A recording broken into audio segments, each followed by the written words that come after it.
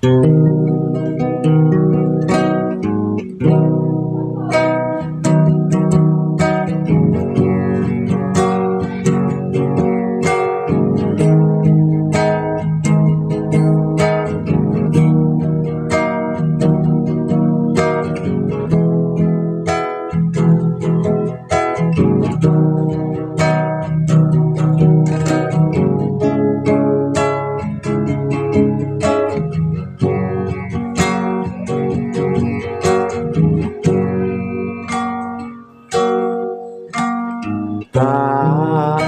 ceritani crita sing paling larani nalika bapak lunga ninggalke keluarga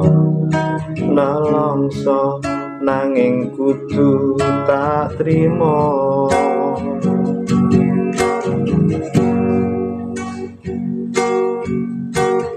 sing gawe tambah loro wong tuwa ana kaya ora ana ngendi kasih sayange sing kaya tak liyane bapak ibu bingung dhewe-dhewe yen pancen kudu pisahan aja nganti anak dadi korban berjuang ning dalan dhewean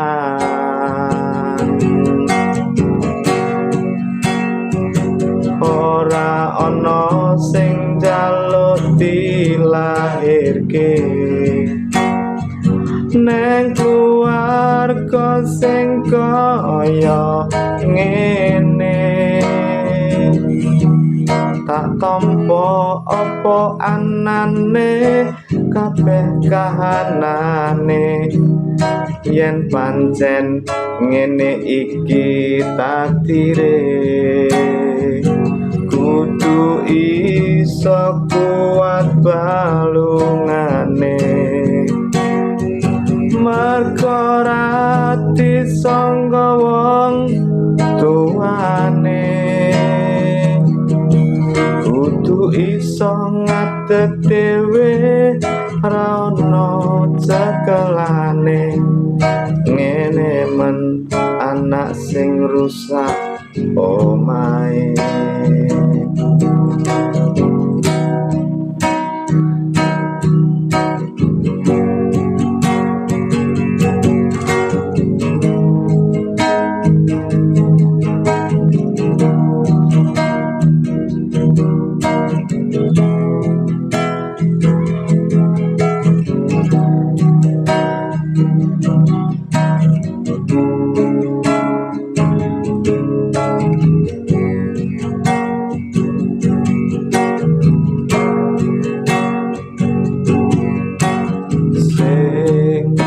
gawe tambah loro wong tuwa ana kaya ora ana ngendi kasih sayange sing kaya liyane bapak ibu bingung dhewe-dhewe yen pancen kudu pisahan aja nganti anak dadi korban berjuang ning dalan dhewean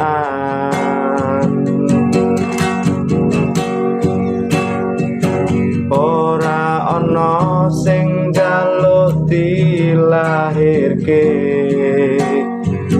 neng keluarga sing kaya ngene tak tampa apa anane kabeh kahanane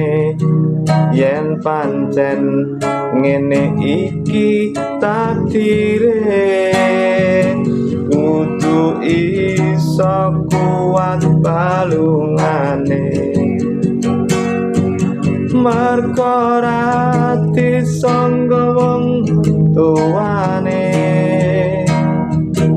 kudu iso ngadeg dhewe ora ono cekelane ngene men